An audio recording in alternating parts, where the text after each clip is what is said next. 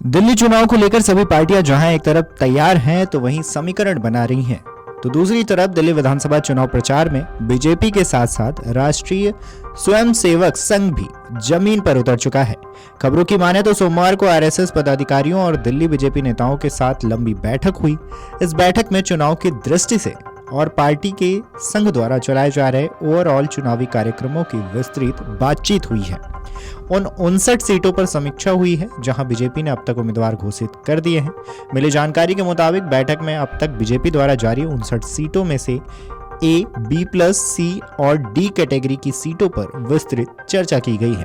बैठक में सी कैटेगरी में आ रही 32 से 33 सीटें पर भी पार्टी और कार्यकर्ताओं को अत्यधिक जोर लगाने की जरूरत पर बल दिया गया है।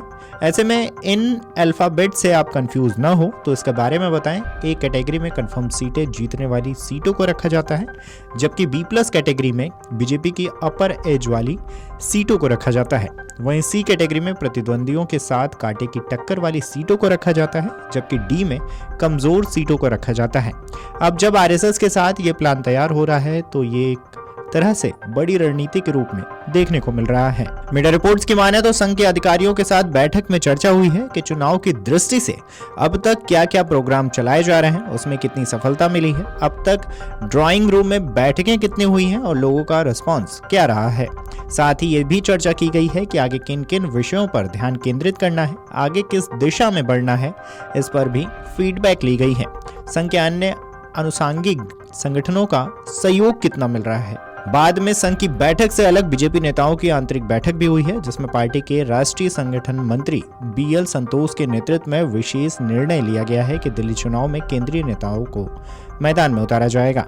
दिल्ली की हर एक 2 विधानसभा क्षेत्र को एक बड़े नेता के जिम्मे दिया जाएगा। बीजेपी के राष्ट्रीय महासचिवों, केंद्रीय मंत्रियों और पार्टी के महत्वपूर्ण नेता, जिसमें 35 नेताओं को 70 विधानसभा क्षेत्रों में 2 विधानसभा का चुनाव लड़ाने की जिम्मेदारी दी जा रही है। इसके अलावा दिल्ली बीजेपी अध्यक्ष वीरेंद्र सचदेवा, प्रदेश प्रभारी वैजयंत पांडा, 3 महासचिवों को एक लोकसभा चुनाव की जिम्मेदारी दी गई है।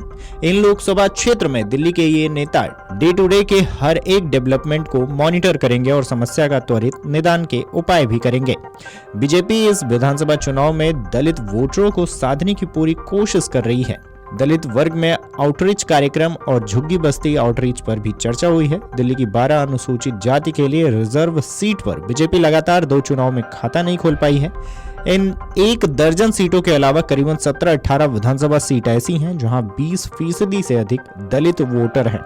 उन पर चल रहे कार्यक्रमों की अलग से समीक्षा बैठकें की गई हैं। गौरतलब है कि अनुसूचित जाति बहुल्य 30 विधानसभा क्षेत्रों में 1 दलित विस्तारक नियुक्त किया गया है। इन सभी 30 विस्तारकों ने अपने विधानसभा के हर एक बूथ पर 10 दलित युवा बहाल किए हैं।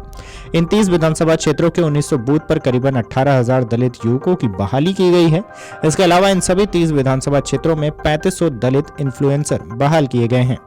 बीजेपी इस बार दलित बहुल्य विधानसभा क्षेत्रों में 2 चुनाव से पड़े हुए सूखे को खत्म करना चाहती है। बता दें कि महाराष्ट्र और हरियाणा की तर्ज पर आरएसएस संगठन की दिल्ली चुनाव में बीजेपी की मदद के लिए उतरने की तैयारी के रूप में इसे देखा जा रहा है।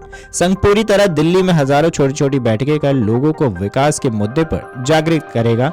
इतना ही नहीं, और एक राष्ट्रवादी सरकार के गठन के लिए लोगों को वोट करने के लिए प्रेरित करेगा। Video desk अमरउजाला.com। अमर उजाला जीवांजलि के सारथी की मदद लें और महाकुंभ में स्नान जरूर करें। अमर उजाला जीवांजलि के सारथी की मदद लें और महाकुंभ में स्नान जरूर करें।